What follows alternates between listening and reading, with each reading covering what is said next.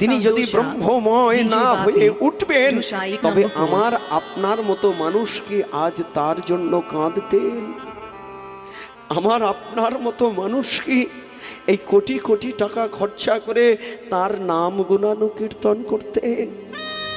তিনি যে সব কিছুকে নিঃস্ব করে দিয়েছে, তার জীবন যৌবন ধন সম্পদ মান সম্মান যশ অপযশ সবকিছুকে বিসর্জন করেছেন শুধুমাত্র আমার আপনার মতো মানুষের জন্য, আমার আপনার মতো মানুষের হিতার্থে, আমার আপনার মতো মানুষের কল্যাণার্থে। কারণ মহাপ্রভু জানতেন সত্য ত্রেতা দাপরের মানুষ যাগ করতে পারতেন, যজ্ঞ করতে পারতেন, কিন্তু কলিজীবের মানুষ, কলিযুগের মানুষ যে বড় দুর্বল। এরা জপ পারবে না, ধ্যান পারবে না, তপস্যা পারবে না। এদেরকে সহজ সরল পথে নাম গুণানুকীর্তন দিতে হবে, এদেরকে সহজ পথে উদ্ধার করতে হবে। যার জন্যই তো মহাপ্রভুর নিজের জীবনকে বাজি রেখেছিলেন আমার আপনার জন্য গোবিন্দ চরণে। পরমানন্দ গোবিন্দ তিনি গৌর হরি রাধা কৃষ্ণ মিলিত সুবলিতং। কিন্তু আজকে ভগবান হয়ে ভক্তরূপে জন্মগ্রহণ করে তিনি আবার নিজের চরণেই লুটিয়ে পড়লেন কলিকালের মাটিতে, কলিযুগের মাটিতে। যার জন্য দেখবেন ওই যে একটা মান লীলার গৌরচন্দ্রিকা গাওয়া হয় না, অন্তৎ কৃষ্ণ বহির গোরা যেই পরে মনে আপনি গোরা ধরয়ে চরণে। কার চরণ ধরে কেঁদেছেন? বলে নিজের চরণ ধরেই নিজে কেঁদেছেন। কেন কাঁদলেন?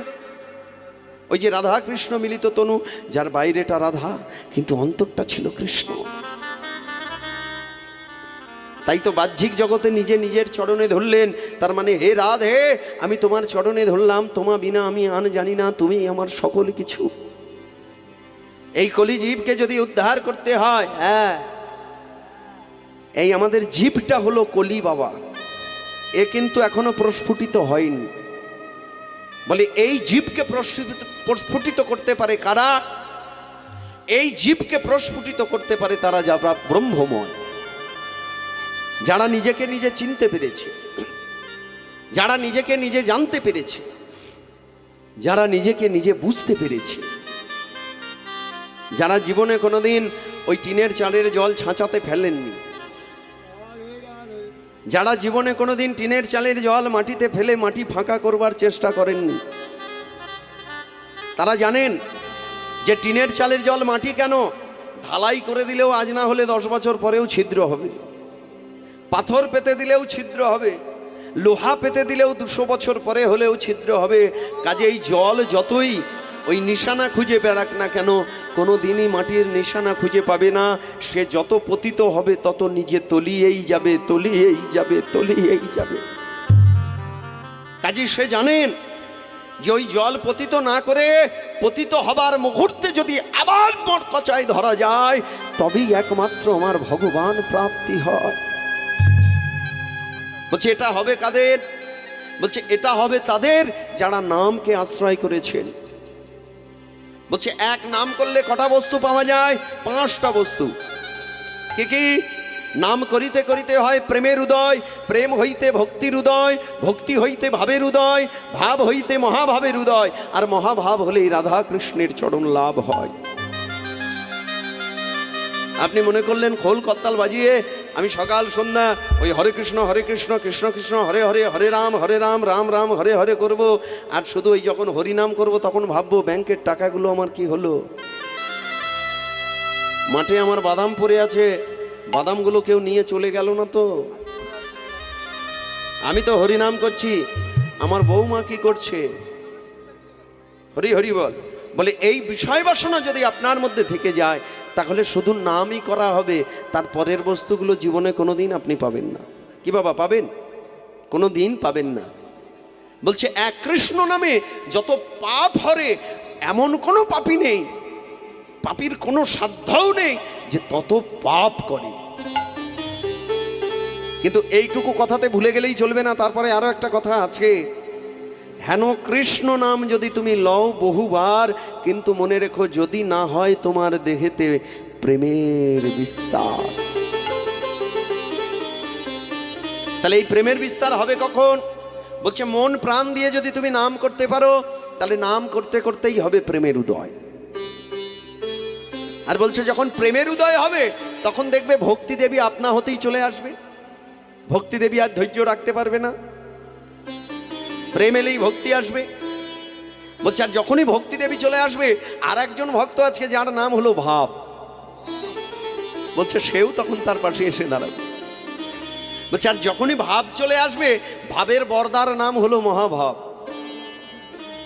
হরি হরি বল। প্রেম হলো একজন, ভক্তি হলো আর একজন, ভাব হলো একজন, আর মহাভাব হলো সবার বড়, ইনি সবার দাদা আর কি, গুরু। বলছে এই তিনজন এসে দাঁড়ালে আর মহাভাব নিজেকে সম্বরণ করতে পারেন না, তিনিও ছুটে আসেন। আর মহাভাবের যখনই উদয় হয়ে যাবে, ভক্তমণ্ডলী ভক্তিমতী মায়েরা মনে রাখবেন, সেদিন আপনার এই বিষয় বাড়ি জমি জায়গার ভালো লাগবে না। সেদিন আমার আমিত্ববোধ দূর হয়ে যাবে আপনার, আপনি পাগল হয়ে যাবেন।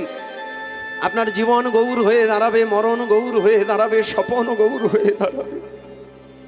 আপনার সকল কিছু যেদিন গৌর হবে, সকল কিছু যেদিন আপনার ভগবানের প্রতি নিবেদন হয়ে যাবে, বলছে সেই দিন আপনি রাধা কৃষ্ণের চরণ লাভ করবে।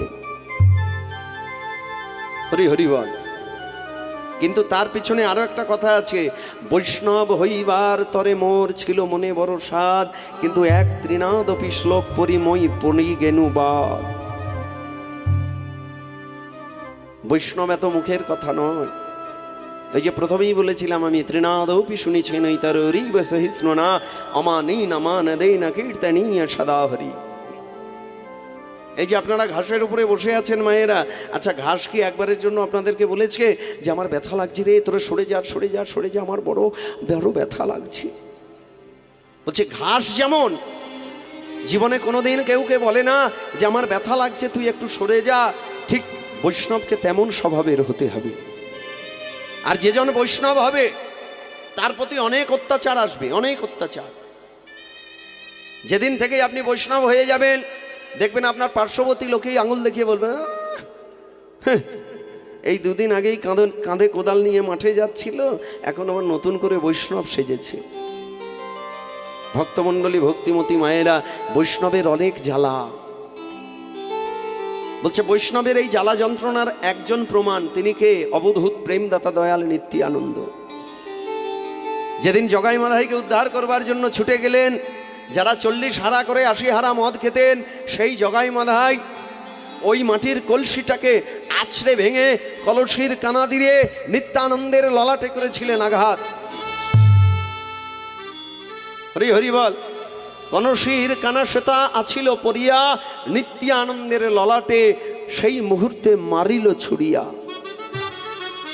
আর যেই না নিতাই চাঁদের ললাটে ছুঁড়ে মারলো, নিতাই চাঁদের ওই কপালটা, ললাটটা ফেটে দদ্দর দদ্দর দদ্দর করে রক্ত পড়তে শুরু করলো।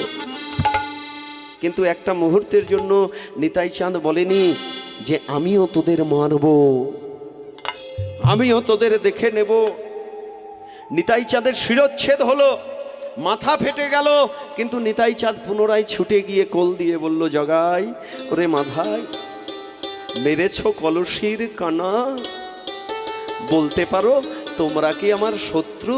কেন আমি তাতে তোমাদের নাম দেব না? এসো আমার কাছে ছুটে এসো। এই হলো বৈষ্ণবের লক্ষণ। তার সেই 64 প্রকার অপরাধের 62র ক্ষমা আছে, কিন্তু দুটোর ক্ষমা নেই। একটা হলো নাম অপরাধ, আর একটা হলো বৈষ্ণব অপরাধ। হরি হরি বল। ভক্তমণ্ডলী মায়েরা, এই মহাপ্রভু ফুলশয্যায় রত হলেন, কিন্তু রত হলে কি হবে? ওই যে বললাম, মায়া নিদ্রায় নিদ্রিত করলেন শচী ঠাকুরানীকে, বিষ্ণুপ্রিয়াকে এবং নদিয়াবাসীকে। আর ওই মায়া নিদ্রায় নিদ্রিত করেই গৌর সুন্দর আমার এক পা দুপা, এক পা দুপা, এক পা দুপা করে ছুটতে শুরু করলেন তার সংকল্পকে পূর্ণ করবেন বলে ওই শ্রীবাস অঙ্গনের মাটিতে। আর ওই শ্রীবাস অঙ্গনের মাটিতে গিয়ে যেই না মাত্র দরজায় খিলটা দিয়েছেন, খিলটা তুলেছেন, ওখান থেকেই বৈষ্ণব পদকর্তা তার পদাবলিতে লিখলেন, কপট দিয়া কীর্তন করে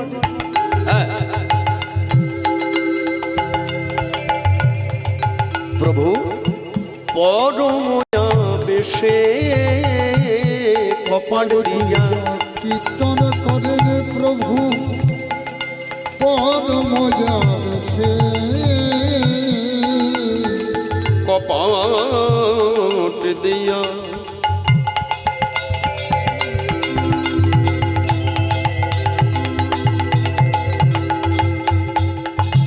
কপাট দিয়া কপাট দিয়া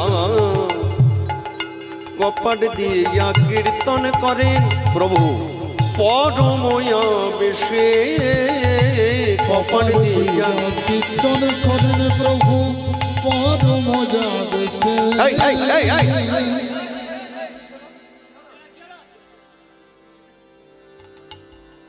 পাষণ্ডিগণ ওই পাষণ্ডিগণ জ্বলিয়া মরে না পায় প্রবেশে পাষণ্ডিগণ পাষণ্ডিগণ জ্বলিয়া মরে না পায় প্রবেশে তারা জ্বলে মরে জ্বলে মরে জ্বলে মরে তারা জ্বলে মরে হরি সভা ঘেরে জ্বলে মরে হরি সভা ঘেরে জ্বলে মরে হরিনাম তারা শুনতে না রে সভা ঘেরে জ্বলে মরে নাম তারা শুনিতে না রে হরি সভা ঘেরে জ্বলে মরে ওই না পাষণ্ডিগণ জ্বলিয়া মরে না পায় প্রবেশে পাষণ্ডিগণ চলে যাবে না পায় প্রবেশে অন্তরঙ্গ সঙ্গে করে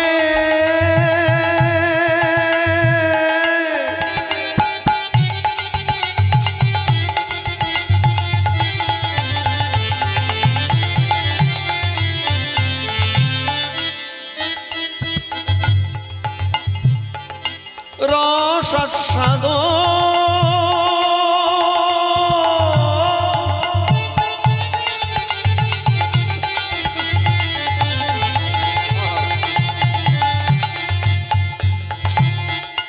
বহিরঙ্গ সঙ্গে করে হরিনাম সংকীর্তন সঙ্গে করে হরিনাম সংকীর্তন দেখো বহিরঙ্গ সঙ্গে করে হরিনাম সংকীর্তন সঙ্গে করে হরিনাম সংকীর্তন দেখো নাচে সোনা গোবুর নাচে সোনার গৌর নাচে নাচে সোনা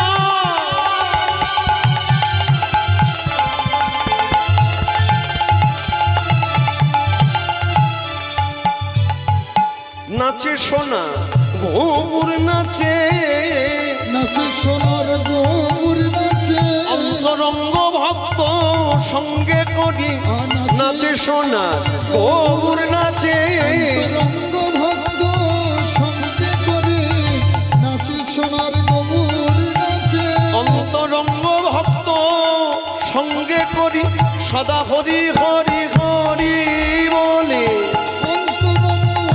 সঙ্গে করে সদা হরি হরি হরি বলে নাচে সোনার গৌর সদা হরি হরি হরি বলে নাচে সোনার গৌর সদা হরি হরি হরি হরি হরি বল সোনার গৌর নাচে হরি হরি হরি বলে সোনার গৌর নাচে হরি হরি হরি বলে সোনার গৌর নাচে হরি হরি হরি বলে সোনার গৌর নাচে হরি হরি হরি বলে সোনার গৌর নাচে নাচে সোনা গৌর নাচে ওই না বহিরঙ্গ সঙ্গে করি হরিনামে সংকীর্তন সঙ্গে করে হরিনাম সংকীর্তন অন্ধকার অন্ধকার অন্ধকার ছ্যা ছ্যা ছ্যা ছ্যা ছ্যা ছ্যা ছ্যা। একটা ছেলে গোটা নদী আর নবদ্বীপটাকে জ্বালিয়ে দিল গো। হ্যাঁ, কি আছে ওই ছেলেটার মধ্যে?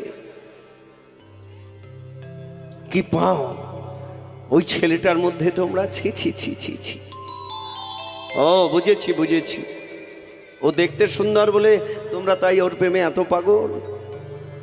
ও নাচে গায়ে সুন্দর বলে তাই তার প্রেমে তোমরা এত পাগল। আরে নবদ্বীপের মাটিতে কি আর এমন কোনো কেউ ছিল না গো? হ্যাঁ, নবদ্বীপের মাটিতে কি আর অন্য কেউ ছিল না? বুঝেছি বুঝেছি, ওই ছেলেটা যেদিন জন্মেছিল আমরা সেই দিনেই বুঝেছিলাম নবদ্বীপের দূত সময় ঘনিয়ে আসছে। হ্যাঁ হ্যাঁ, দূত সময় ঘনিয়ে আসছে। নইলে ভাবতে পারো বাপু, এত সময় থাকতে ছেলেটা কিনা ওই চন্দ্রগ্রহণের সময়ই জন্ম নিল।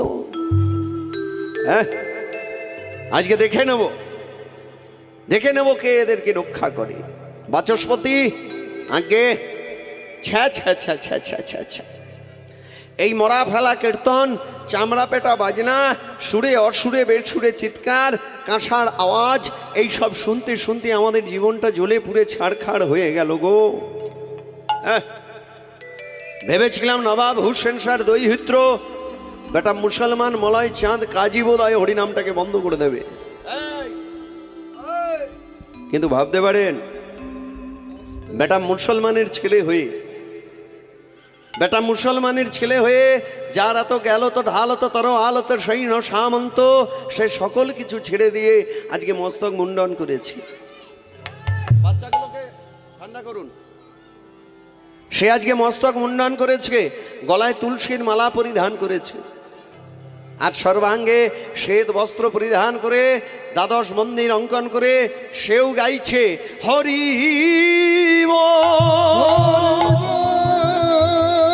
হরি। তারপরে ভাবলাম ওই মদ্যপায়ী দুই জগাই মাধায় নবদ্বীপের কোটাল, ওই নগরপাল যারা দৈনিক 40 হারা করে 80 হারা মদ খেত, সেই জগাই মধায় বোধহয় হরিনামটাকে বন্ধ করে দেবে। কিন্তু ভাবতে পারেন সে বেটারাও এখন মদ ছেড়েছে, তারাও এখন মদ ছেড়ে গলায় তুলসীর মাল পরিধান করেছে, সর্বাঙ্গে দ্বাদশ মন্দির অঙ্কন করেছে, মস্তকে শিখা রেখেছে, আর শ্বেত বস্ত্র পরিধানে সেও গাইছে হরি হরি।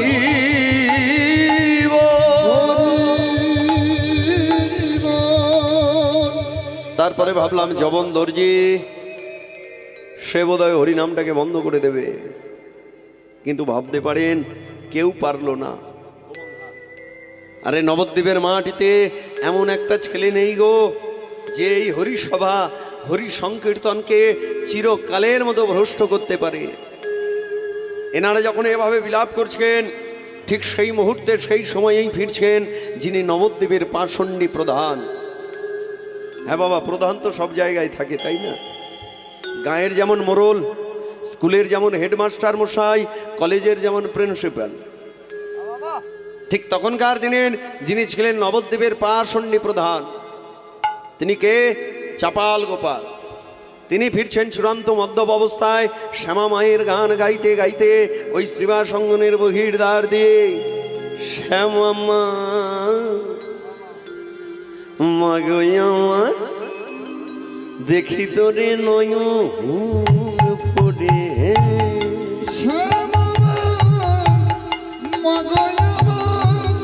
জয় মা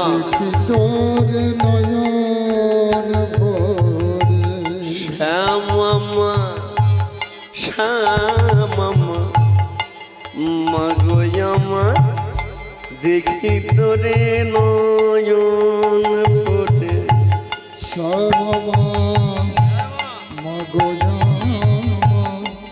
দেখি তোদের নয়ন ভরে।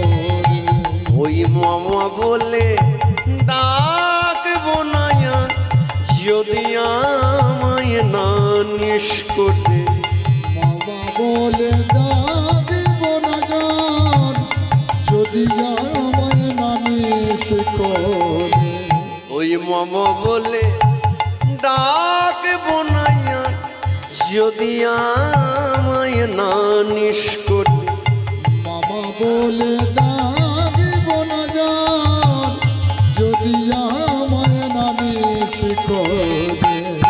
শ্যামা মাগো জামা দেখি তোরে নয়ন করে মাগো জামাই তোরে নয়ন ভরে মামা মাগো জামা দেখি তোরে নয়ন ভরে মাগো জামাই দেখি তোরে নয়ন ভরে ওই কালো মেঘে গান গেগে যায় এলিয়ে মাথার চোখ ওই কালো মেঘে কালো কালো মেঘে কালো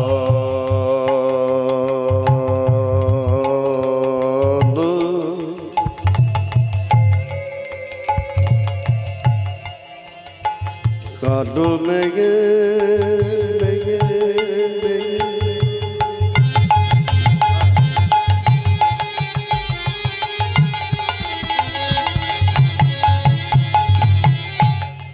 কালো কালো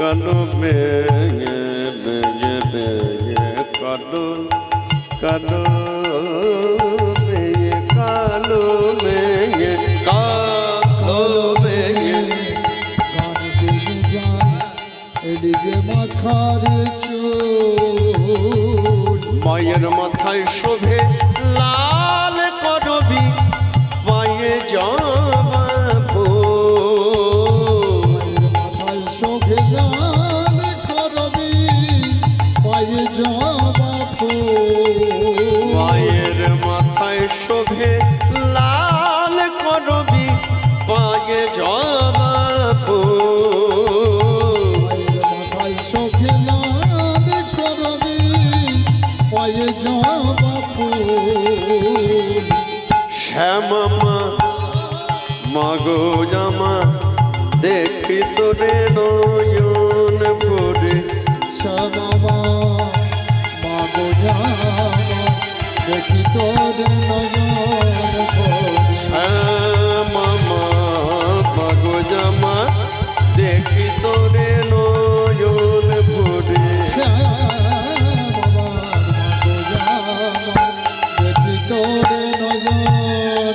जय मां जय जय काली ओम सर्वमंगल्य मंगल्य शिव सर्वार्थ स्वाधिके शरण्ये त्र्यंबके गौरी नारायणी नमस्ते ओम सृष्टि स्थिति विनाशवाण शक्तिभूत सनातने गुणाश्रय गुणमयी नारायणी नमस्ते जय मां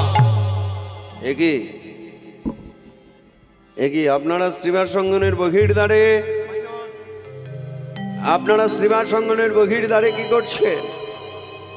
আপনারা না ব্রাহ্মণ সমাজপতি?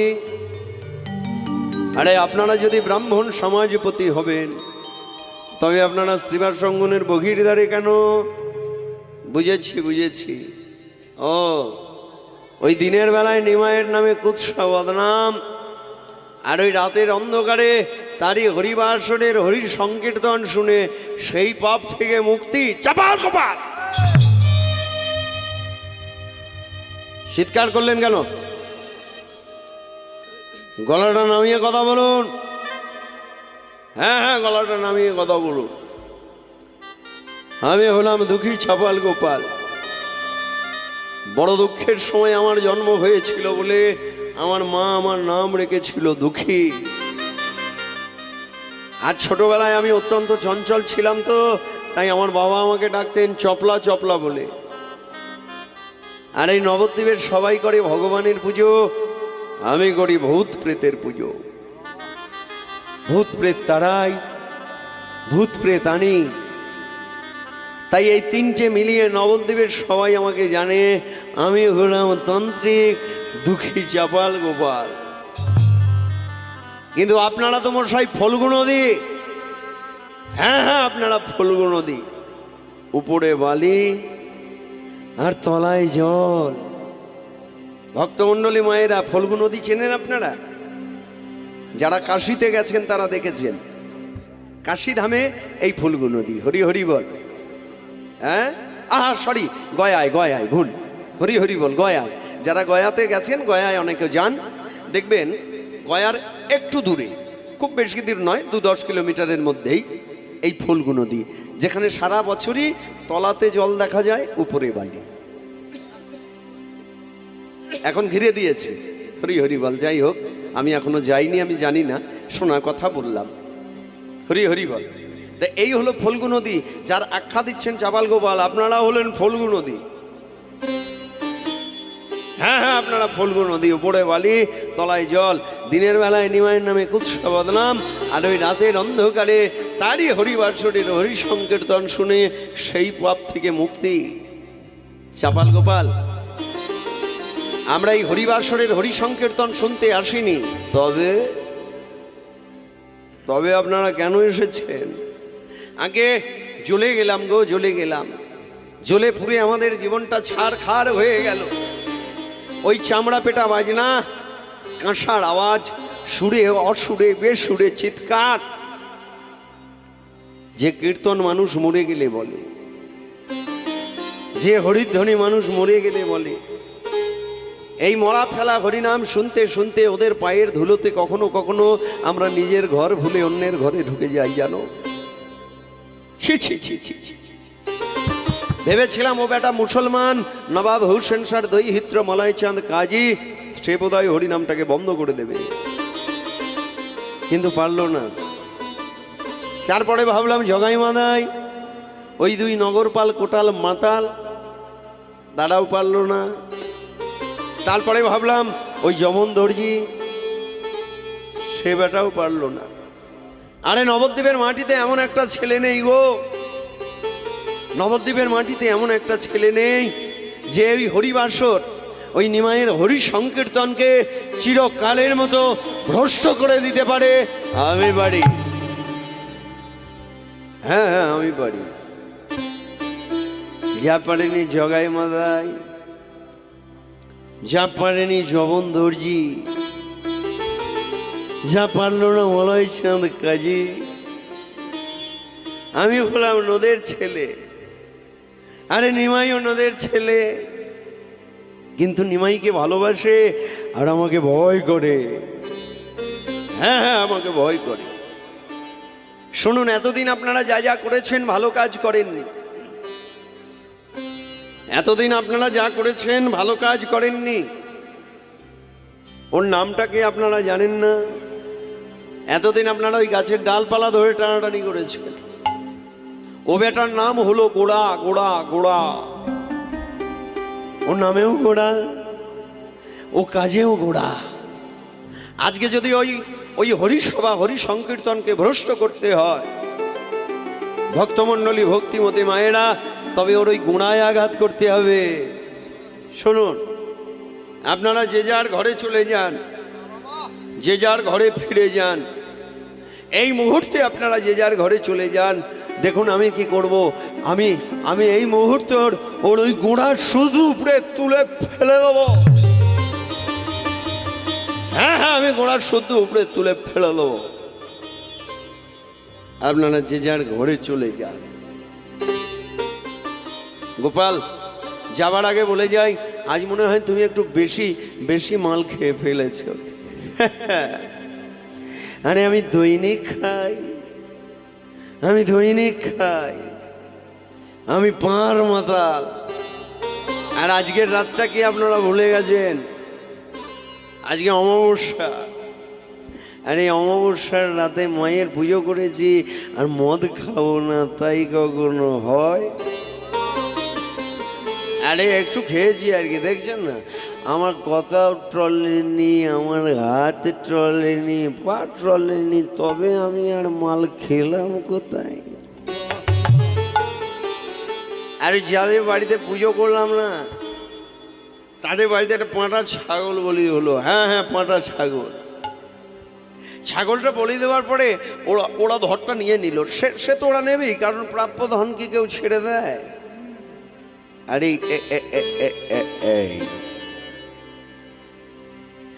এই দেখুন, ওই পাঁটার মুন্ডুটা পড়েছে আমার ভাগ্যে। হ্যাঁ হ্যাঁ, কচি পাঁটার মুন্ডুটা পড়েছে আমার ভাগ্যে। আপনারা যে যার ঘরে চলে যান, দেখুন দেখুন আমি কিভাবে কিভাবে এই হরিনাম সংকীর্তনকে ভ্রষ্ট করে দিতে পারি, কি করে আমি চিরকালের মতো আমি বন্ধ করে দিতে পারি। মদের নেশা আত্ম অহংকারের বশীভূত হয়ে ব্রাহ্মণত্বের অহংকারী পাণ্ডিত্যের গৌরবে তাদের সকলকে ঘরে পাঠিয়ে দিলেন। যারা অর্থ দিয়ে প্রভুকে কিনতে চেয়েছিল, পাণ্ডিত্য দিয়ে গৌরকে চিনতে চেয়েছিল, ব্রাহ্মণত্ব দিয়ে গৌরকে অনুভব করতে চেয়েছিল, তাদের সকলকে ঘরে পাঠিয়ে দিয়ে এই মদ্যপেয়ী দুঃখী চাপাল গোপাল মদের নেশায় আত্ম অহংকারের বশীভূত হয়ে করলেন কি? শরণাপন্ন হলে সেই মা কালীর শরণাপন্ন হয়ে ওই শ্রীবাসঙ্গনের বহির দাঁড়িয়ে চিৎকার করতে লাগলেন, জয় কালী, জয় মা। মাগো, এই কচি পাঁটার মুন্ডুটা আমি তোর কাছে বলি দিয়ে পেয়েছিলাম মা। হ্যাঁ হ্যাঁ, এই কচি পাঁটার মুন্ডুটা আমি তোর কাছে বলি দিয়ে পেয়েছিলাম। আজ আমি এই পাঁটার মুন্ডুটা শ্রীবাসঙ্গনের বগির দরজায় টানিয়ে দিলাম। এখানে বসে আমি মদ খেলাম, মদের হাড়াগুলো আমি লন্ড ভন্ড করে রেখে দিলাম, রক্ত চন্দন ছিটিয়ে দিলাম, জবা ফুল ছিন্ন ভিন্ন করে আমি ছিটিয়ে দিলাম। শুধু সকালটার অপেক্ষা, হ্যাঁ হ্যাঁ, শুধু সকালটার অপেক্ষা। সকালবেলায় যখন ব্রাহ্মণ বৈষ্ণবেরা এই শ্রীবাসঙ্গনের বগির দ্বার দিয়ে গঙ্গা স্নানে আসবেন, আমি সবাইকে ডেকে ডেকে বলবো, হ্যাঁ হ্যাঁ, আমি সবাইকে ডেকে ডেকে বলবো, আরে আপনারা না শ্রীবাসকে বৈষ্ণব বলেন, আপনারা না শ্রীবাসকে সজ্জন বলেন, আরে শ্রীবাস যদি বৈষ্ণব হবে তবে তার দরজায় কেন পাঁটার মুন্ডু ঝোলে? নিশ্চয়ই ওই রাতের অন্ধকারে, নইলে থাকবে কেন? আমি সবাইকে ডেকে ডেকে বলবো, শ্রীবাস যদি বৈষ্ণব হবে তবে তার দরজায় কেন মদের খাড়া? তার দরজায় কেন রক্ত চন্দন? তার দরজায় কেন মায়ের চরণে দেওয়া প্রসাদী জবা ফুল? বিশ্বাস করবে, বিশ্বাস করবে, প্রত্যক্ষ দেখবে পরম বৈষ্ণব শ্রীবাসের দরজায় পাঁঠার মুন্ডু ঝোলে, রক্তে রাঙিয়ে গেছে শ্রীবাসের চৌকাঠ। এবার মজা হলো, এবার মজা হলো, এবার মজা হলো। মদের নেশায় আত্ম অহংকারের বশীভূত হয়ে ব্রাহ্মণত্বের অহংকারে পাণ্ডিত্যের গৌরবে এহেন অত্যাচার করে বড় আস্ফালন করে ঘরে ফিরে গেলেন। কেউ জানতে পারলেন না। কে জানতে পারবে বলো? ও যে গভীর রাতের কথা, গভীর রাতে তো মানুষ ঘুমিয়ে পড়ে, তারা কি করে জানবে? কিন্তু কেউ না জানুক, একজনা কিন্তু জানলেন, যিনি অন্তর্যামী, যার নাম আমরাই রেখেছি অন্তর্যামী, যিনি অজান লম্বিত ভুজ শ্রী গৌরাঙ্গ, তিনি ওই শ্রীবাসঙ্গনে আনন্দ অন্তরে নৃত্য করতে করতে নৃত্য করতে করতে নৃত্য করতে করতে নাচিতে নাচিতে গোড়া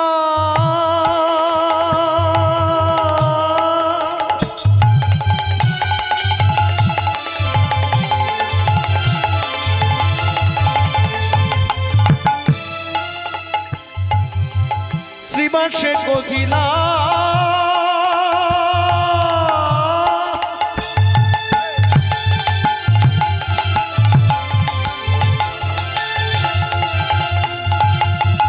মায়ের কাছে যাব আমি, দাও দরজা খুলিয়া। মায়ের কাছে যাব আমি, দাও দরজা খুলিয়া। ওই না মায়ের কাছে যাব আমি, দাও দরজা খুলিয়া। মায়ের কাছে যাব আমি, দাও দরজা খুলিয়া। সুমধুর নপুরে ধ্বনি থামিয়ে প্রভু আমার নৃত্য করতে করতেই শ্রীবাসকে কাছে ডেকে বললেন, শ্রীবাস, শ্রীবাস, আজ আমার মায়ের জন্য মন কেমন করছে শ্রীবাস, তুমি তাড়াতাড়ি যাও শ্রীবাস, দরজা খুলে দাও, তুমি তাড়াতাড়ি যাও। শ্রীবাসের সাদা মনে কাদা নেই, নিষণ্ণ বদনে বলে উঠলেন, প্রভু, দৈনিক সকাল হলে তবেই তুমি মায়ের কাছে ফিরে যাও, কিন্তু চেয়ে দেখো আজও এখনো যে আধার আছে, থাক আধার, তবু তুমি দরজা খুলে দাও শ্রীবাস, তবু তুমি দরজা খুলে দাও। হরি নাম স্মরণ করি শ্রীবাস, দরজা খুলে দিল। হরি নাম স্মরণ করি শ্রীবাস, দরজা খুলে দিল। ওই না হরি নাম স্মরণ করি শ্রীবাস, দরজা খুলে দিল। হরি নাম স্মরণ করি শ্রীবাস, দরজা খুলে দিল।